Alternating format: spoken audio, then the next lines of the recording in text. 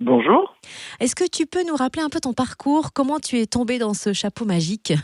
Ça a commencé quand, j'avais 7 ans. J'ai eu une boîte de magie à Noël un jour et puis ça m'a pas quitté en fait. J'ai travaillé la magie, tout seul dans mon coin, puis après je suis rentré dans un club de magie à Dijon et puis j'ai pas arrêté et ensuite quand j'ai eu, 19 ans, je suis monté, à Paris pour faire l'école du mime Marceau parce que j'avais envie de mélanger, plein de choses en fait, dont le mime et puis ça m'a pas quitté depuis. Ça fait depuis que j'ai 20 ans, que c'est mon métier en fait. Et ton truc à toi, c'est d'utiliser le mapping, c'est la magie sur tablette et en plus de ça, le mime. Comment tu as eu l'idée d'associer les 2?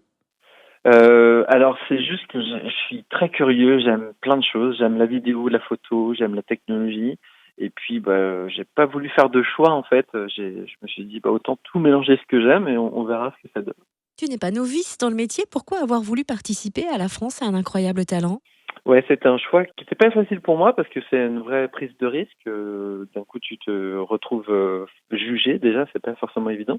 Mais c'est l'idée de montrer, au plus grand nombre mon travail parce que je travaille essentiellement pour des marques, dans des événements privés et j'ai pas de spectacle, j'ai pas de truc, grand public c'était une belle opportunité pour moi et puis parce que l'idée quand même c'est de monter un spectacle et il y a cette visibilité peut-être de trouver une production et qui dit: «Tiens lui c'est pas mal, on va peut-être l'aider». Bon, tu peux pas nous dévoiler le tour que tu vas faire pendant l'émission, mais tu peux nous mettre l'eau à la bouche, nous dire pourquoi ne pas le rater?